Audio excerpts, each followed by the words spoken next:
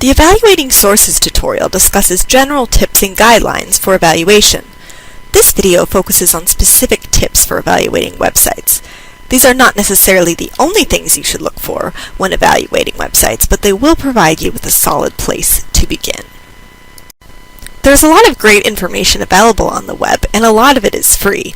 However, since anyone can put information on the web, regardless of their expertise or lack thereof, you must be especially careful to evaluate each website before trusting the information. Also consider why you are looking for a website instead of another type of source, such as a journal article or a book. Is it just because you think it might be easier and faster to find information on the web? Remember that library databases and other resources have a huge amount of information that, with a quality level consistently higher than most websites.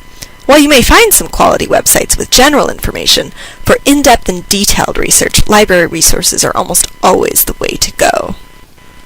When you are looking at websites, a good way to start is by using the CRAP test, which stands for currency, reliability, authority, and purpose. For currency, think about when it was created. Does it say? Are the links functional, or are many of them broken? Does it have a copyright or last updated date? Even if it was created a long time ago, as long as it's updated regularly, it could still be useful. And just make sure that the information you're using from the website is current enough for the purposes of your research. Reliability. Does the site list sources? If so, where are they from? Does it appear to be mostly personal opinion, or is the information backed up with sources and research? Does the content match up with other facts that you've read about this topic, or does it seem more like an outlying opinion? Are there a lot of spelling and grammatical errors? Does it look professional?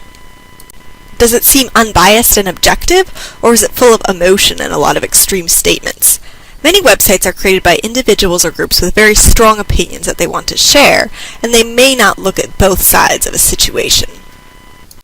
Authority. Who is the author or organization behind the site?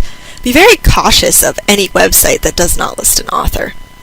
See if you can find a website for the producer or organization of the site, even if you cannot find an individual person behind it. Are you able to find the qualifications of the author? Do they have the expertise? How do you know if they have the authority and knowledge to speak on this topic? Always look at the URL. It can tell you a lot about the site. For example, look at this one.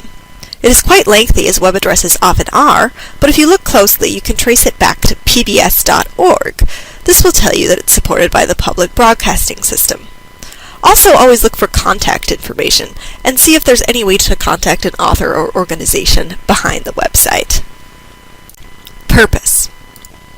What is the purpose of the website? Is it to inform, persuade, to sell something, to entertain? Are there a lot of advertisements?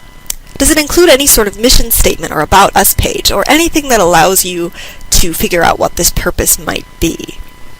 Knowing the purpose can tell you a lot about what the website's bias might be and how much you should trust it.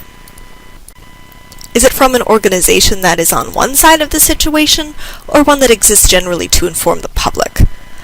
Do you know if the organization or group behind it appears to have any religious, political, cultural, or institutional goals? How could you find this out? And also, look at who the intended audience is. What is their age range?